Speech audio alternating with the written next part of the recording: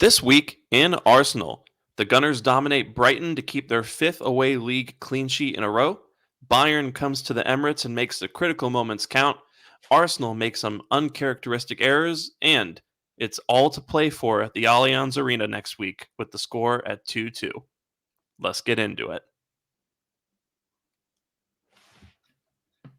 I think this is where the intro is supposed to play, but this is a big fail, just like some of our defending yesterday. So I think we can get right into the game. Yeah, it's just been that kind of day with some of the technical difficulties we've had, but This was hilarious um, moment actually. yeah, so hopefully everyone's still trickling in. But welcome in to This Week in Arsenal, episode 51. As ever, I'm Sham. You can follow me on Twitter at Shamsdale. And with me, as always, to talk about this interesting 2-2 draw with Bayern Munich is Sash, who you can follow at LT Arsenal. Sash, good sir, how's everything going? I'm super tired yesterday. It's almost as if I've gone away to Brighton and then played Bayern at home. Although I think just watching Arsenal play can make you feel exhausted. But like jokes apart, yeah, I'd gone to the pub yesterday to catch the game, and it was quite late here, around 9 p.m. When the game started, and it was quite late by the time I got back home, and then I had to get up early in the morning today to go to work, and I didn't really know what to make of the game. So as soon as I came back home, I could not sleep immediately yesterday. I was just thinking about the game, some of the results that some of the decisions that could have gone for us, against us. I think this game had a bit of everything. It was actually a cracking game of football, I thought. Mm-hmm. Both the sides, I think, deserve credit, and also I think at times let themselves down. I think Arsenal, especially in the position that we were when we started the game, I think we will feel that we let ourselves down a bit in the end. But we also showed great character at 2-1. Bayern could have actually done what they have done to us in the past, got the third with Sane, who came close to scoring, and then it could have turned into an ugly game like how it did in the past. But I think Arsenal did very well to stay in the game and found a way to get the equalizer, so that it's all to play for at the Allianz Arena. It's nil-nil. We just have to approach it as though it's been a nil-nil. We're going to the Allianz Arena. It's one game to go to the semi-finals of the Champions League. So it's all to play for. And yeah, I think it was good showing from Arsenal overall. I think the team will be reasonably pleased with the result. But Sham, what did you make of it? And yeah, how have you been? Yeah, I'm good. Let's see, coming up on about 2.5 weeks until wedding day. So my life has been very hectic. I can't remember the last time I've like gotten the full 8 hours of sleep. But yeah, so doing a little bit of juggling for those of you who have been checking out the videos. We really appreciate that. We love the support. Um, might might slow to a trickle on my end over the next couple weeks, but I assure you, after the end of April, I will be back in full flow. But yeah, in terms of the match, it's a little bit of half and half for me, right? On one hand, I am disappointed, right? Because I feel like we had an opportunity, we had a bit of an advantage going into this game with Bayern fans not allowed to be at the Emirates Stadium, and you know we were sort of the favorites, and I think we were in good form. Bayern probably not in the best place motivation wise, or mentality wise, because of what's happened for them in the Bundesliga. And I just kind of feel like we just made it too easy for them at times, which we'll definitely get on to in a bit. But on the flip side of that, I think you shared actually something really interesting, talking about how this was the first time in a very long time that we had not lost the opening match of a Champions League quarterfinal uh, draw. So um, I think that is really interesting, and I think just the fight that we showed to get back into the game and at least make sure that it's even going into the next leg, I think is really important. And I think as well, yeah, I mean, I agree with Danny's comment. They're not to be written off, but I just think we've given ourselves a chance to make it happen at the Allianz. That doesn't mean that's going to be easy. We have to put in a performance, but I think we played really well against them, all in all. And yeah, I think there are parts of that match to be very impressed and pleased with, and then also parts of it that need to be improved on. But we'll get into all of that. I think probably the best place to start though is the lineup, because I had some thoughts on that, and I want to get your thoughts on it as well. It was Raya, White, Saliba, Gabriel, Kivior, Jorginho, Odegaard, Rice, Saka, Havertz, Martinelli as a starting 11 for that match. Um, what were your thoughts when you saw that right off the bat? I mean, I didn't. I was quite happy, to be honest, because Martinelli was back, and obviously this starting 11 has been very successful for Arsenal in recent months. But I think what it also showed, I think what yesterday showed, is that you need specific players for specific types of games. So yesterday, I think Bayern are a really unique team because I don't know many teams in the world that have a center forward who's that good at playmaking as Harry Kane is, and two wide players who are that intense.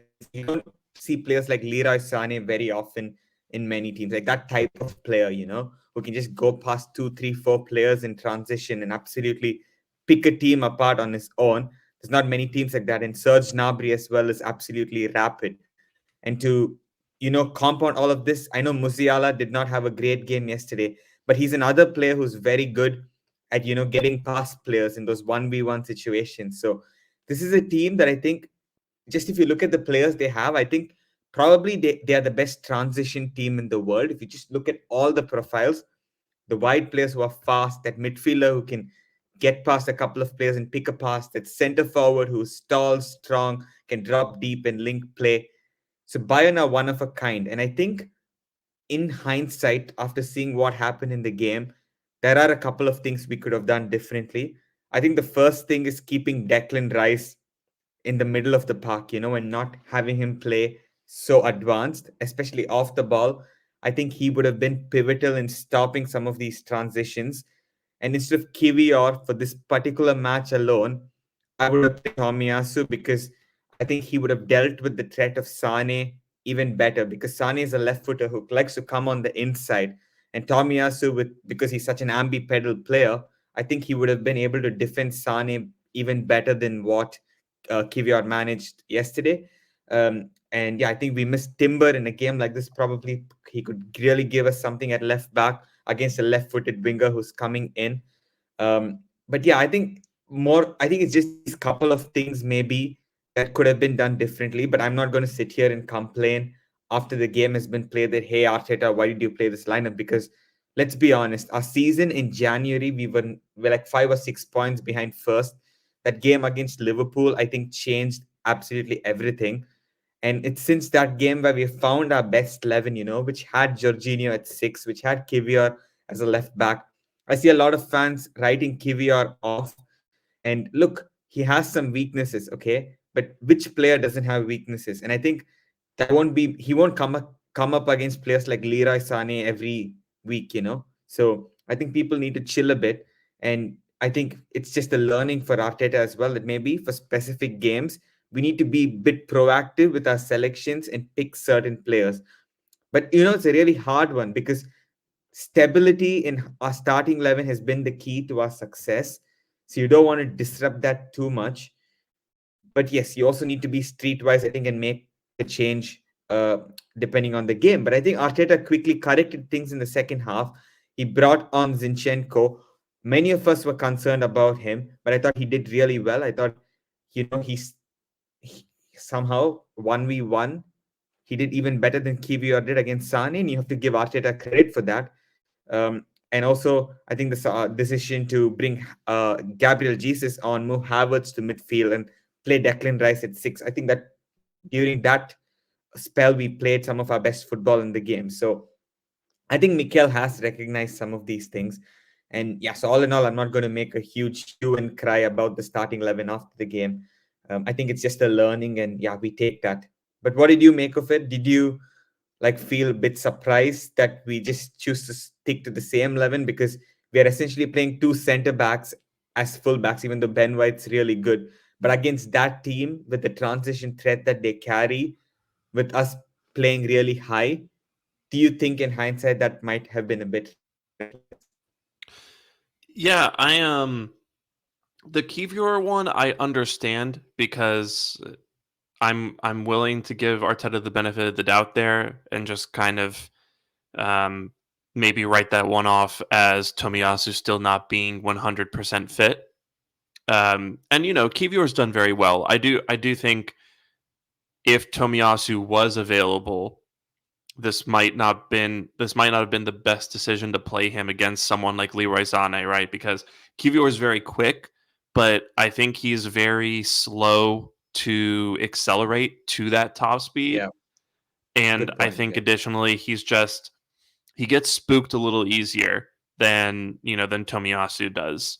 Um, so there were a couple moments where he just looked very unsure throughout the game, but that one, it's mostly hindsight. The decision I think I had a pretty significant issue with was playing Jorginho at 6 and not Rice because what did we sign Rice for? Rice was supposed to come in and be our transition stopping superhero at that 6 position, and to take that guy and to play him at left 8 where there's it's not like against City where you have him chasing after Rodri and making sure that their buildup is compromised.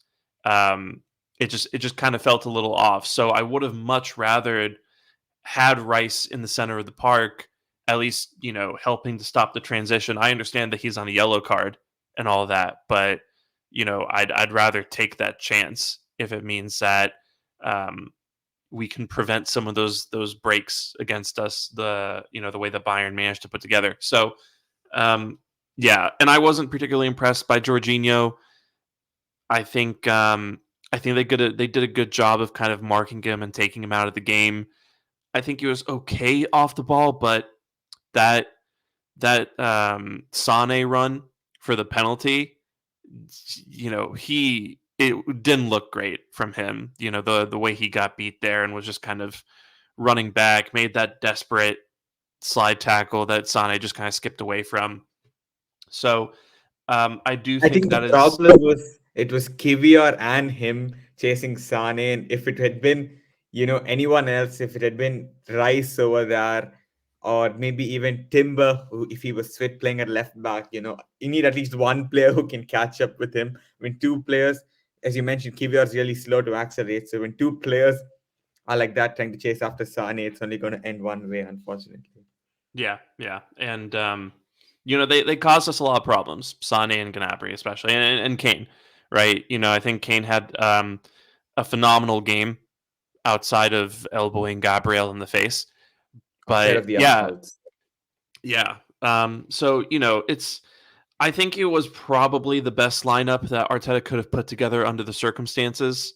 I saw shouts for Zinchenko to start. That I think he was pretty good when he came on. Played a lot of forward passes that really helped us control the game. But to start him in that situation, I think would have been a questionable decision.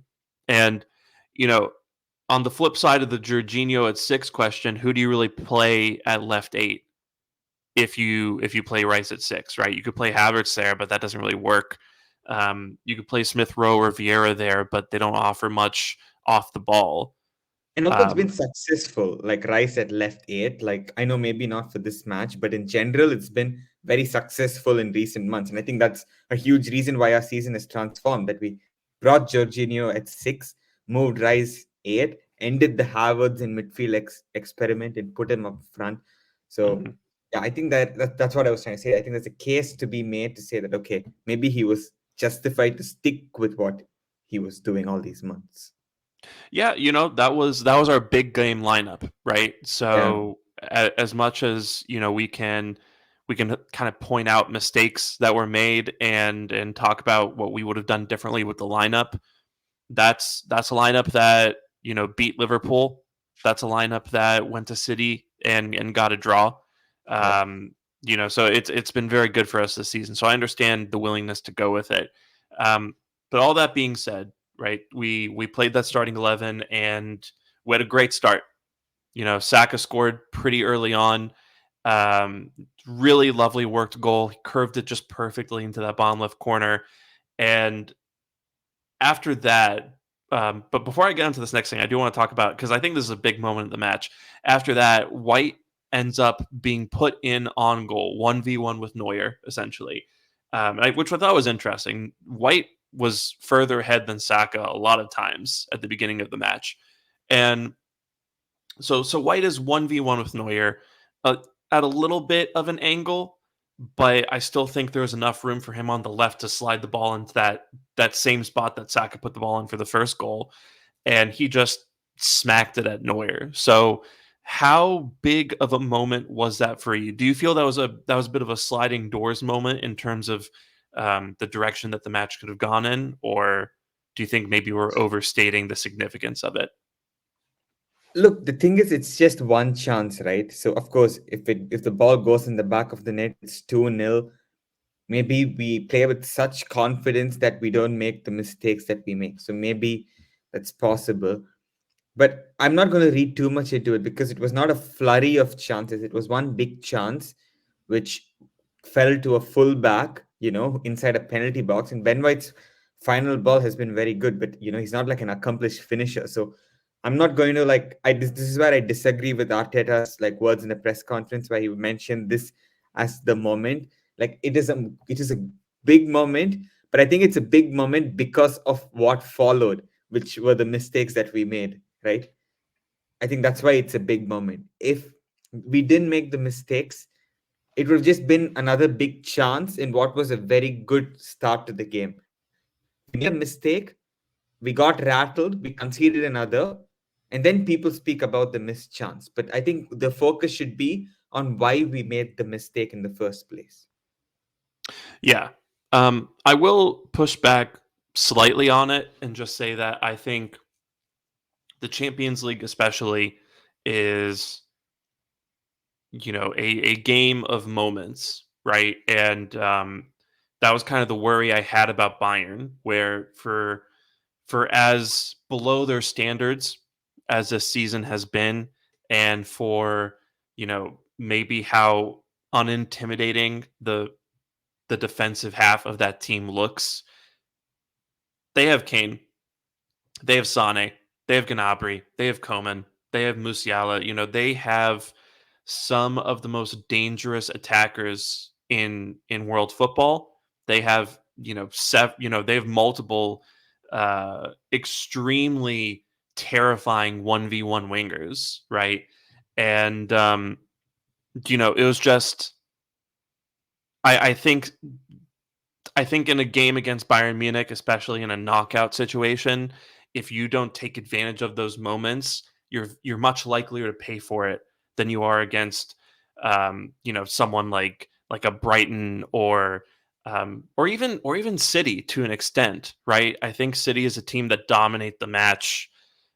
If you that basically take the match and dominate it and turn the screw, whereas Bayern is a team that, like we saw yesterday, strike quickly, strike off, strike multiple times, and then you can't really come back from that. So that's kind of what I was disappointed about. I'm not sitting here and saying that White cost us the game, because again, like you said, he's a fullback, and that's just not a situation he finds himself in often. But yeah, I just wanted to get your thoughts on that moment and kind of the significance of it, because it does feel like after White didn't score that opportunity, things kind of shifted in Bayern's favor.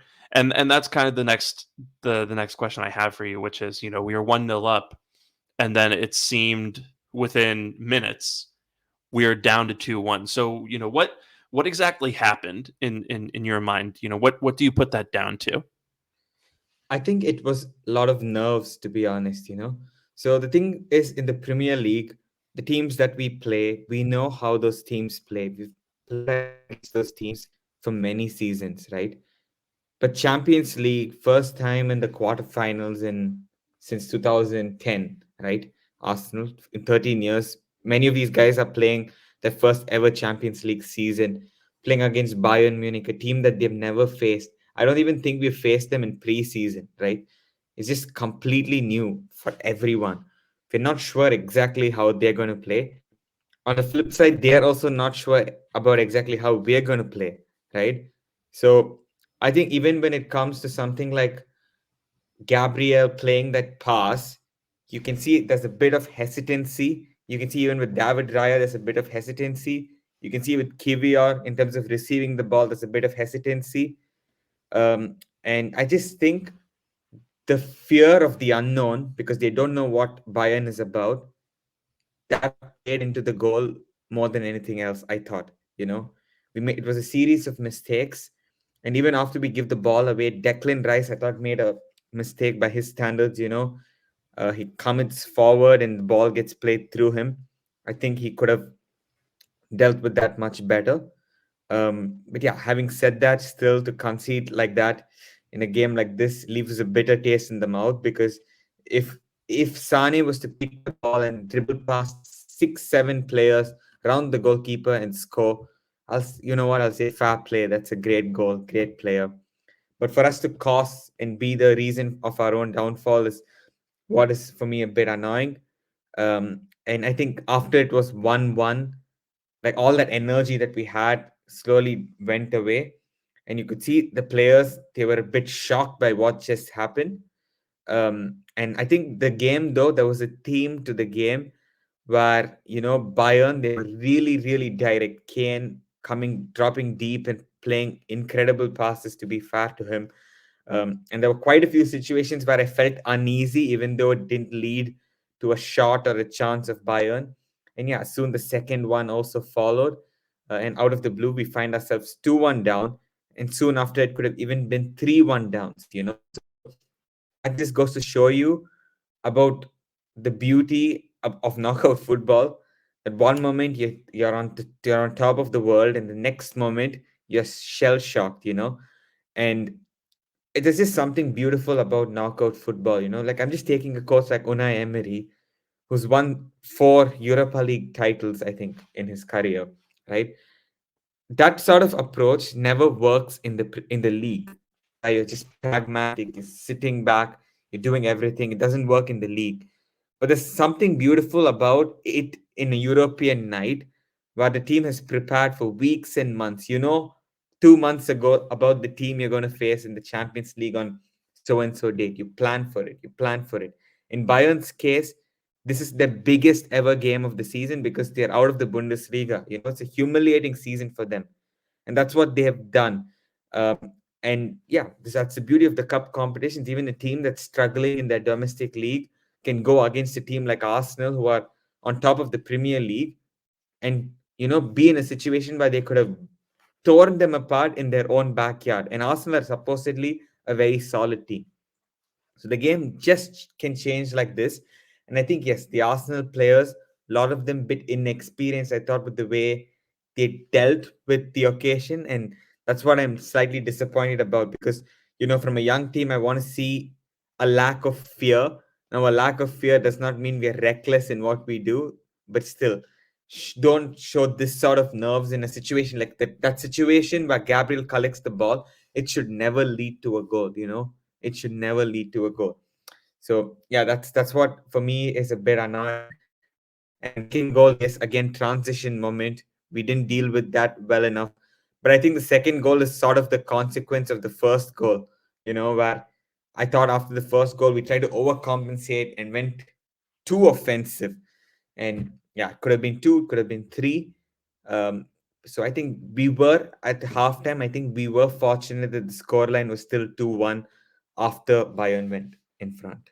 But what did you think? Why do you think those mistakes happen? Because we've seen us making such mistakes somewhat often this season. It's crazy to say this because we're the most like solid defense in the league, but still the goals we're leaking seems to stem from our own undoing. So why do you think that is happening so often? Yeah, I mean, I will say, this kind of felt uncharacteristic because we had, since the start of the new year, we've been a completely different team in the league, right? We conceded 4 goals since January 1st. Um, and we just got our fifth away clean sheet in a row in the league. One of those coming at Manchester City, one of those coming at Brighton, who were undefeated at home since August, I think, which is a pretty impressive record for them. So, I think what this boils down to really is like you said, inexperience. And I think I said this last season. I think this is a team that needs to make mistakes so that they can learn, right? Um, so we saw that last season when we were competing for the Premier League. And I think the pressure got to some of our players, and we saw some very, um, you know, bird-brained mistakes and some errors that we would hope they wouldn't be making in such a pivotal situation. And this season, a lot of those same players are a lot more up to the task, right? They're a lot more settled, a lot more confident. They win the games in the tunnel, so to speak. But in the knockout stages, uh, you know, in the last round against Porto, we seemed shook at times, right? I think the occasion when it's the first time being in that kind of a situation really gets to the players. So you saw against Porto, we played very apprehensively. We were sloppy. We, made some mistakes. We didn't play with that usual confidence and domination that we're used to. So I think against Bayern in the quarterfinals of the Champions League, where basically at this point, to a certain extent, it's a crapshoot in terms of who goes on to win, right? Because all 8 teams left in this competition are elite, right? Um, so I think at this level, and obviously the players are conscious of that. So I think at this level, the players realize they're up against Bayern Munich, right? They were up against these big names, Kane and Sane and Gnabry and Manuel Neuer and all these guys. Kimmich, Goretzka, these are guys who won the Champions League like less than 3 years ago. So it's Yeah. yeah. This team is the standard, really. This is a team that lives at this level, right? Mhm. And we have not been that team for a very long time. So I think we I think we walked into this fixture and kind of on the field realized who we were up against. And I don't want to assign this attitude to the team, but I definitely, a lot of us supporters got very overconfident when we went 1-0 up, right? And I think maybe we just underrated Bayern a little bit. And once you play Sane in, once Gnabry gets in behind a couple times, I think that rattled the players, like you said, and they started missing passes. They started making errors on the ball. Right, we had a 5-on-1 situation in our own half, and we conceded from it. Why? Because Raya, who this is, I think, his third Champions League knockout game ever. Manuel Neuer's played 137 Champions League games. This was Raya's, Yes. I think, eighth or ninth Champions League game, right? So he sprinted out of his area, and like you said, I think he just kind of caught Gabriel off his guard, and then Gabriel made a mistake. He played that ball a Yeah. little bit too inside. Yeah. Um, I think if you play that ball out towards the touchline, even if Kivior can't get to it, ball goes out and you have enough time to regroup so that you don't get scored on that easily. And then Kivior missed the ball, and then you know Rice missed his assignment, and Jorginho couldn't track back, and Saliba made pretty ineffective challenge, and White lost Gnabry from behind him. So after that, it was just a string of mistakes that we're not used to seeing, because again, this is ridiculously far and away the statistically best defense in the Premier League. So I think it's just a matter of when these guys get into situations that they've never been in before, they don't have that experience to rely on. And then you see things like this happen. So I think that's how we ended up 2-1 down so quickly. And then, of course, The penalty. I think Saliba looked his age today, or I guess yesterday against Bayern. Made a pretty um, ill-advised challenge to bring Sane down the box, and then we were talking about Kivior earlier. This is not a level that he's used to. He got burned by Sane a couple times to the point where Tomiyasu replaced, not Tomiyasu, to the point where Zinchenko replaced him early on in the second half. Um, so yeah, I just think what I'll say is this: no matter what happens at the Allianz Arena a week from now, I think next season in the Champions League, these guys are going to look a little bit more settled Yeah. because they're not going to be terrified when they come up against a top 8 club in Europe. And that's another thing that I think people have to kind of remember. Outside of Liverpool and Manchester City, we don't play Europe's elites, right? We Real Madrid and Barcelona to this team feels alien, right? And I'm sure that's how Bayern Munich felt. So yeah, I just think it's that inexperience, and we looked like a young team out there, and Bayern made their moments count. But moving on from that, I think we did pretty well in the second half to kind of rectify the situation, right? And well, what do you think was Arteta's team talk at halftime? Because I have a pretty good idea of what it was, but I want to see what you think. I think he would show like what he did against Everton at Goodison Park. You see the Amazon documentary some years ago. I think he would just try to show the team tactically that wait a second, like we can actually beat these guys.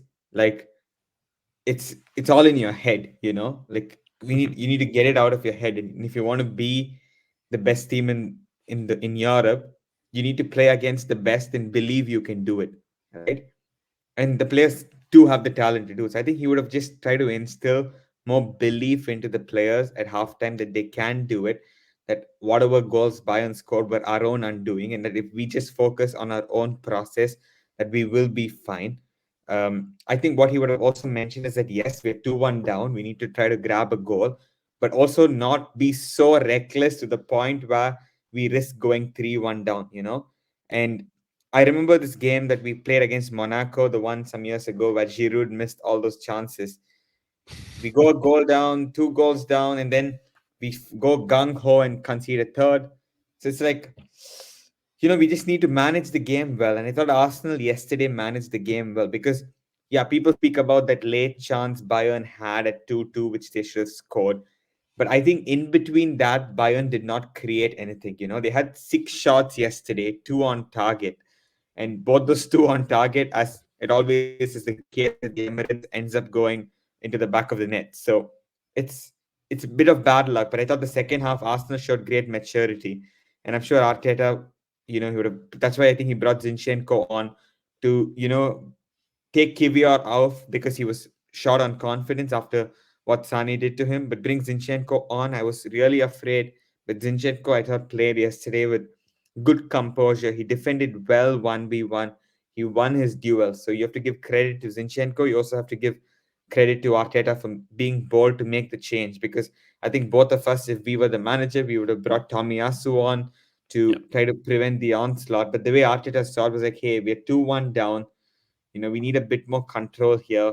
We need a bit more incisiveness in midfield.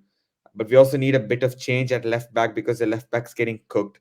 Maybe Zinchenko, who can come and be fresh, can do something against Sane. And maybe Sane was not fully fit either because he did go. I was a bit surprised that Tuchel took him off bit early, because I would have kept Sane on for 90 minutes because he would have been a real threat for us at the back end of the game. So thankful that he was taken off, but Arsenal managed things really well. I thought Gabriel Jesus came on, made a huge difference. I thought he was the game changer yesterday. With his energy, his drive, he played without any fear. And I think it again goes back to the point you made about the lack of experience, because Gabriel Jesus, for whatever flaws he has, I think, he's shown that he plays without fear. He's been in the stage before. And yeah, as FK, our good friend in the latte firm, and my Granit Xhaka and my fellow Granit Xhaka lover, he says, yeah, Zinchenko was the right move at the right time. I completely agree with him. Um, and that's why we are not managers, because we would not have made that call. And it was honestly a masterclass. And anyone who's criticizing Zinchenko yesterday for giving the ball away a few times has a big agenda. I'm often accused of having a Zinchenko agenda, but yesterday really no point where you could criticize him. He did really well in a game of that magnitude. Fair play to him, fair play for Gabriel Jesus as well. Let's hope that both of them can come and help us now go through in the second leg, because that's really important. And also, quick shout out to Trossard. You have to give him credit as well for taking the chance. Like, just look at some of the important goals that Trossard has scored for us this calendar year. I'm thinking about the Liverpool game where he scored the goal to make it 3-1. Thinking about the game at Porto where he scores the goal, the equalizing goal, pivotal goal, because Porto were giving us nothing. He took his chance. And again yesterday, and I just think he's a phenomenal player to have in the squad. He takes his chances. He's in the right place at the right time. Sometimes he can stink it up with his overall performance when he plays out wide. But when he's in that box, he knows how to shoot and he knows how to score. And I think he's a guy for the big occasion. Like, even in the Community Shield at the start of the season, it's he who scores the goal. I think he has that clutch gene in him. And I feel like if we win a trophy this season, I feel like in the final match, I feel like he's the sort of player that will score the winner.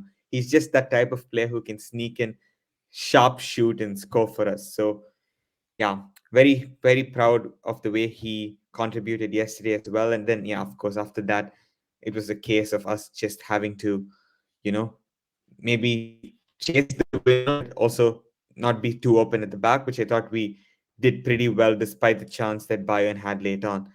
But what did you make of that second half, Sham? What were your overall thoughts about how things unfolded in the second half? Yeah, I think just to kind of go back to the immaturity thing real quick.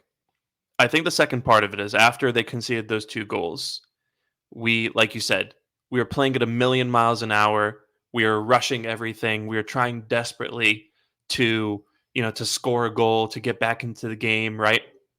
I think we were playing very scared and recklessly, and there were a couple moments that could have, really sealed the fate of the tie.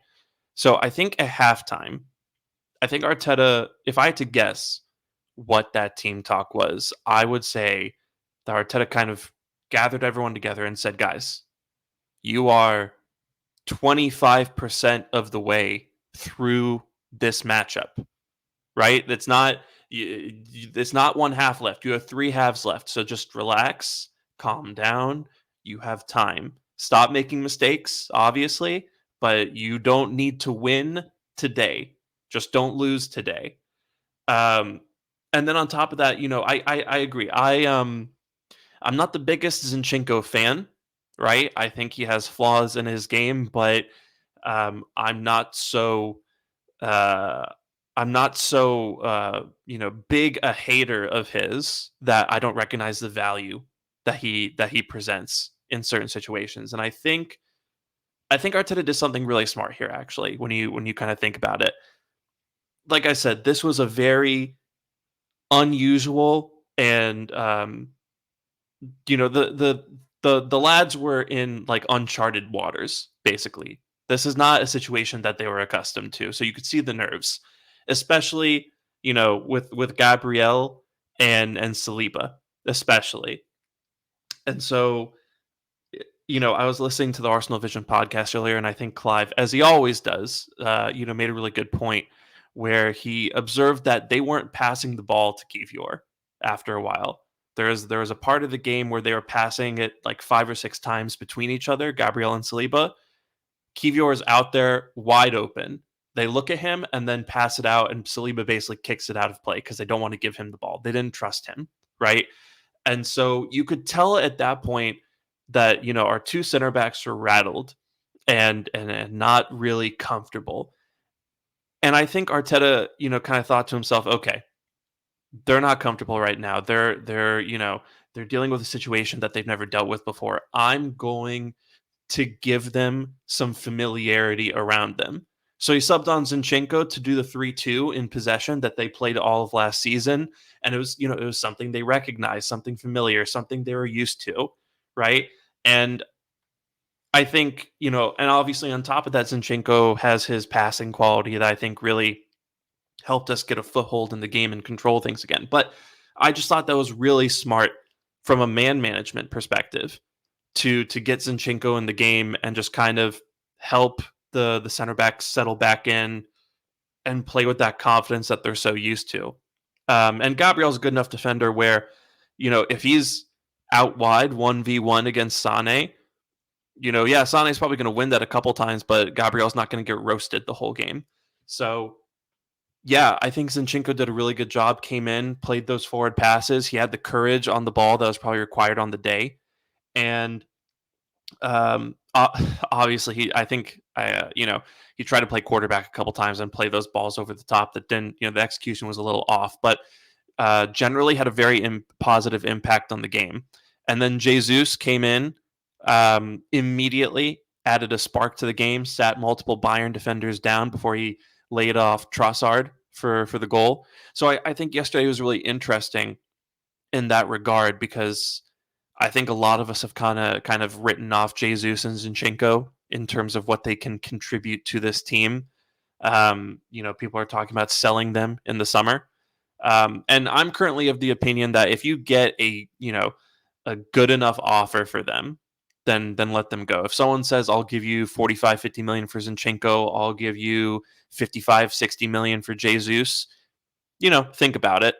But I'm not dying to offload them is where I am with them currently. But I just thought it was really interesting how those two guys who are used to this level, really came in and redeemed themselves in the eyes of many fans at a pretty critical moment. And then, like you mentioned with Trossard, just so underrated this season. I don't think people really recognize the impact that he's had for us. And I think it's funny because we signed him last January and he came in and he had like I think 1 or 2 goals and then 11 assists to finish out the season. If you count if you count the Community Shield this season, Trossard has 14 goals in all competitions, and then he has 2 assists. In terms of goals, he's only a few behind Saka. Saka normally is way out ahead of everybody, goals wise, and Trossard is really keeping up with him in that regard. So I think he is probably the best finisher. Yeah, it's right on cue. Yeah, I think Trossard is probably the best finisher at Arsenal right now, just in terms of the way he strikes the ball, the way he's very efficient at putting away his chances, and he's just a very effective player centrally, which is why he gets the nod out wide so often because he's very good at coming inside from that wide position and affecting play inside the box. So I think he's a really important player for what we want to do. And I've always felt with Trossard that, this is a guy who's very conscious of where he is in his career, right? The guy's 28. I think he's turning 29 by the start of next season. He doesn't have much time left as far as, wide players like him go. So I think this is a guy who's really desperate to win something, to make an impact on the elite level, which is probably why he came to Arsenal when he did. And so I think this is a guy who's really going to give it everything he has in terms of trying to drag us over the finish line. And yeah, he came in and saved our butts yesterday again. And yeah, all 3 of those substitutions were very impressive. I wasn't as convinced by the Partey substitution, although he did have that ball laid on that led to the penalty shout, right? And I think that's probably a good enough point to maybe segue to the main controversy from the match, which is that Saka penalty shout. I already know what you're gonna say. Yeah. So yeah, well, I mean, yeah, what's your take on it? You know what? I initially thought it was a penalty for sure, but then I'm seeing it, and then I'm not so sure. there's a part of me where that Arsenal bias is there, where I'm like, I'm sure it's a penalty. But then I'm also looking at it. I feel a bit like Saka's looking for the contact.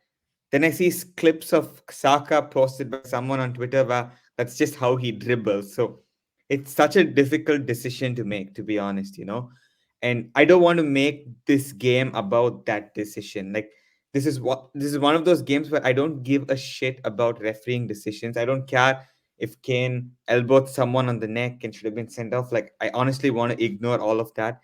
And I just want to look at the football, okay? And I just want to say that on the balance of play, both teams had their moments. Arsenal self destructed and deserved to concede 2 goals. Bayern did very well to capitalize on our mistakes. Arsenal did very well to come back from 2-1 and keep it at 2-2 after that. Bayern would say that we were unlucky in the end. And of course, we have to also speak about that incident where Gabriel, in build up, he handles the ball. And look, after the whistle is blown, and look, I understand from like the Bayern perspective that even more than the decision being given as not a penalty, I think the explanation from the ref was stupid, to be honest. Like to say that it was just like something that kids do, like it's fine, that's what he said, right? And I mean, personally, I didn't buy what the referee said also. And if that happened against us, I would have been frustrated. So I just think putting all these things together, I think this is like, I honestly don't care about the refereeing discourse. I want to focus on the game. A lot of cool things happened yesterday on that pitch. Two teams, one a European heavyweight who's won multiple Champions League, another sleeping giant that is trying to wake up after almost over a decade, trying to come and show that we can also compete. I think that's what the story should be about. How all of this just led to a 2-2 draw, and it's all to play for at the Allianz Arena. It's going to be really exciting second leg, and we should be excited for it rather than like getting down by some refereeing decision and having these endless debates about, oh, was this right? Was this not right? I think when a game where we got like cost because of these refereeing decisions was like the Newcastle game. I think in a case like that, yeah, it makes sense to, really have a deep dive discourse, because there were 4 situations where we could have conceded, and VAR looked at all those 4 situations and said it's not any issue. That is something we can protest about. But what happened yesterday, in the context of how the game unfolded and played out, I don't really care too much, to be honest. But I know you obviously felt quite strongly yesterday about these decisions. So the I'll mic is I'll put yours. it yeah, I'll put it like this. I with the Gabrielle penalty, right? Yes, that is technically a penalty, right? Um, but if that had been called against us, I think I might have honestly turned off the TV out of frustration. Um, I just think it's one of those penalties where you give it only if you really want that team to, have to concede a goal, if that makes sense. That being said, if And I'm there's also Arteta, another way to look at it, right? That the yeah, referee is there on the pitch to enforce the rules that are there mhm, in football, right? And that's what I think the Bayern players were complaining about. Like, you're a referee. Who are you to say that this rule should not be applied because it's like sporting? Like, what is sporting? So I understand that frustration, and I don't want to divert too much, because, like in cricket, right? There was a similar incident, and I don't want to deep dive too much into it, because it's like, oh, it's in the spirit of the game, or it's not in the spirit of the game. But honestly, screw what spirit of the game is, because it's about what the rules are and how you enforce the rules. So yeah, and I also know yesterday I was speaking on a group chat where they were like, does that mean Robin van Persie should have not been sent off against Barcelona when he, kicked the ball, and it was only 1 second that, you know, was between him shooting the ball and then the whistle blowing all those years ago. I think personally, like, that's not comparable, because there's no rule which states that a striker who shoots 1 second after a whistle is blown should be given a yellow card. So that was a very subjective and biased call. But I felt yesterday was a little bit more clear. And yeah, I think we have to. Okay, I think the takeaway from this is we should be careful in the coming games to play to the whistle. That's, I think, the takeaway. Yeah, no, I mean, if I'm Arteta, I'm pulling those guys aside. I'm pulling Ryan and Gabriel aside at some point this week and saying, once you kick that goal kick, that's it. It's the ball's in play, right? Yeah, If you wanna adjust the position, roll the ball to Gabriel before you hit it with your foot. So because that was a let off. I could see several Premier League referees giving that call against us, right? And then for the Saka penalty, all I'll say is this: I think a lot of people are talking about whether he adjusted his body position. I don't really think that's particularly relevant here because I can think of so many instances in which I've seen a penalty call and then I've heard Lee Dixon or Andy Townsend talk about how that player cleverly left their leg in for the defender or the goalkeeper to take them out. So, I think it about breaks even in the end, right? And I'm not as mad about it today as I am yesterday given all that transpired. And also, we very easily could have gone 3-1 down with or 3-2 down, sorry, with that Coman chance late on in the game that hit the post, right? So, I think it all washes out at the end of the game, but I will say that was that referee's first knockout Champions League game that he officiated, and the way he handled it stunk of a guy who didn't want to make a big decision that late on in the game. yeah. But He this wanted to isn't get the back home ASAP. yeah, but this isn't a drum that I'm gonna beat, Yeah, for the rest of the season. It is what it is, and we just have to go to the Allianz Arena and do the business. So, yeah, and hopefully that can be additional motivation for the players to go and get that result if they feel like they were hard yeah. done by in the first leg. So, It's also I just important to thought, get over it soon and like focus for Villa, because that's so important. You cannot let some decision affect you and then let it spiral into something bigger, right? yeah, 100%. Yeah, I didn't want to like whine about it, but I just thought it was an interesting topic to put our thoughts down on. But I don't have much time left, so let's close this out. Kind of just big picture. How do we feel about this result? How's it looking for us? When we have to go to the Allianz in a week. So floor is yours. I'm reasonably pleased, to be honest, because this was a big test for Arsenal playing against Bayern Munich in the quarterfinals of the Champions League. We've not played in the quarterfinals in 14 years, right? And we've lost, as I mentioned, all the first legs of knockout ties since 2010, since we beat Barcelona 2-1 with Arshavin scoring that goal. That was the last time we won in the first leg of a Champions League knockout tie, right? That's an abysmal record. And we have lost to Bayern countless times. The last three times we faced Bayern, we lost 5-1. Like, that's so embarrassing. So the Mhm. first thing for me was yesterday, put in a respectable performance, right? And two, make sure that players don't get suspended, which nothing happened like that. And the third one was make sure you don't lose the game. And we didn't lose the game. I think that's really important, especially going into the second leg at the Allianz Arena, because the moment you lose and you're chasing a game at Allianz Arena, you're in for a bit of trouble, right? You're in for a bit of trouble. But now it goes into Allianz Arena in a very even game state. Both the teams will play with a bit of cautiousness because it's still 2-2 and it's just a completely fresh game. Being the home side, I expect Bayern to be the ones who take the initiative in the second leg. And I expect Arsenal to have a somewhat similar approach to what we did against Man City. But I don't think Bayern are as good off the ball as Manchester City are. So, what I would expect is for Arsenal to find a lot of joy in transition moments. I can see Martinelli really having a good game. He needs to get back to full fitness, but I see a lot of potential for us to do damage there. And lastly, let's not forget one thing. Liverpool, in the season they won the Champions League, first leg against Bayern at Anfield, they draw 0-0. in the second leg, they go out there and win.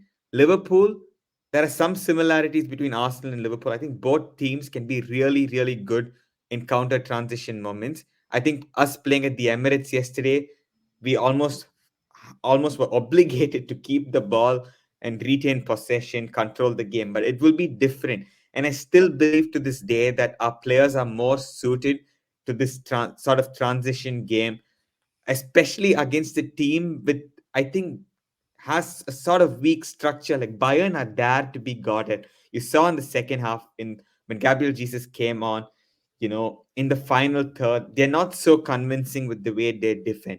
We have the chance to do something really, really special. I believe we have the quality to do it. So let's go out there and do it. But before that, let's make sure we win the Premier League matches and not forget about what's in front of us. And that's Aston Villa on Sunday. But Sham, the closing thoughts are with you. Please go ahead. Yeah, I think you summed that up really nicely. And like I said, I think we fumbled our advantage a little bit. I think we let inexperience be our enemy. I think we beat ourselves a little bit, but we're not in a situation where we have to go to the Allianz and attack for our lives, right? I think it's not optimal, but I think it's a doable situation now where we're going to go to Munich. Alfonso Davies is suspended. Gnabry tore his hamstring. It sounds like they're going to be a little bit weaker, and I think they were terrified of Saka. By the way, I wish we just kept feeding him the ball. Davis is going to be Um, suspended. It's so huge for us, honestly. yeah, yeah, and even Davis, like had some trouble with him. Was kicking him Yeah. very early on, and yeah, we lucked out with that suspension, and so we're gonna go. They're gonna be a little bit stunted. And on top of that, I think the game state is going to suit us a little bit more because I think Bayern are going to feel the impetus to come out and attack us. And while I'm not saying we should play a low block the whole game, I think we're more suited for that, where we can play Rice at 6 in front of Gabriel and Saliba. Hopefully, Tomiyasu will be fully fit for this. White, who I thought was tremendous, by the way, back in, and just really focus on our defensive prowess, and like that's our superpower. Focus on keeping them just to low percentage shots and chances, and then try to hit them on the break. Just try to play our game really, and dominate proceedings if we can. And this game, even we had over 71% of the field tilt. I think we had 60% possession, so we can do that. And yeah, I think that fear will be um, a little not as there, right? I know that's not the best, most poetic way to put that, but I don't think we're going to play as scared this time. I think we're going to know what exactly we have to do. We will know what to expect. We will have dipped our toes in the Bayern water at this point. So, I think that confidence will be there as well. And I'm confident. I'm not going to sit here and say that we're going to smack them 3-0 or something like some people were saying about the home leg. But I think we can go in there and do it. I think we're still one of the best teams in Europe. We have a phenomenal squad, and we'll be a little bit closer to having that full availability from some players who maybe would have been useful yesterday. So let's see what happens. And like you said, in the meantime, let's go punch Unai Emery in the mouth at the Emirates. Um, that I really hope we do win that game. I think very similar to this game in a way. The only way we really mess that up is if we beat ourselves. So yeah, let's go and get that business done first. Stay in the Premier League hunt, and then we'll go deal with Bayern on Wednesday. So, oh, sorry. Did you have anything else you wanted to add, Sash? No, nothing else. I think you closed very well. Yeah. So, yeah, I guess we'll put a bow on that then. So, thank you all for being here to to listen to us and to hang out here with us while we talked about the match and talked about Arsenal. Really looking forward to the next week of fixtures that we have. I think it's going to be a really exciting time. But until then, you can follow the pod at This Week Arsenal. You can follow Sash at LT Arsenal. You can follow myself at Shamsdale. If you're watching on YouTube, please like, comment, subscribe, hit that bell for the notifications. If you're listening on Apple Podcasts or Spotify, please do leave us that 5-star review. It's really good way to get the podcast out to more and more people. And we'll hopefully have some more videos out for you in the near future. Thanks again for the support on that. And yeah, we're just so happy and thankful to be here with you guys. So hopefully we will be back with you after wins against Aston Villa and away at Bayern. But until then, be a Gooner, not a goon, and we will talk to you soon. Take care.